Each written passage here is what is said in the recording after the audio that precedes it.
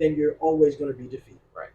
So there's always hurdles and barriers, and yes, each one of them is going to be harder and harder and harder. Right. But the thing I love about you is those hurdles, those barriers, they don't stop you from trying to succeed and get things done. So it was an eye opener for me to meet you and get to know you and be able to look at you as an inspiration as well, right? The same way you may be inspired by us, don't get it twisted.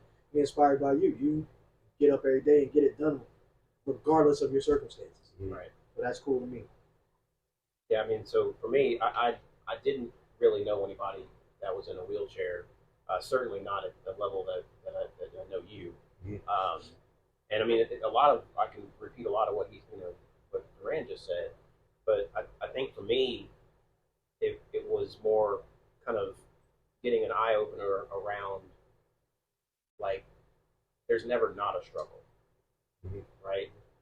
I mean, even the simple stuff that we take for granted, like taking a step down off the step, going through a door, a threshold, but it's got a lip like this big. For him, that's a challenge. That's a challenge. Like yeah. it could be impassable for him. But at the same time, like you said, his attitude is never giving up, right?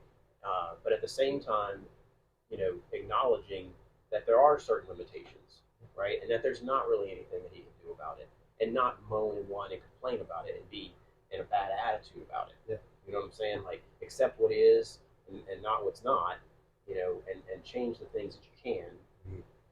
Don't dwell on the things that you can't. Right, and go through life with a positive attitude. And I think that's so important. Like I share that with my team at work all the time. Like no matter what's going on in your life, you got to try to stay positive because once you get into that negative space, like it's going to do more than screw with your head. Absolutely, it can actually mess with your entire physical health. Yeah.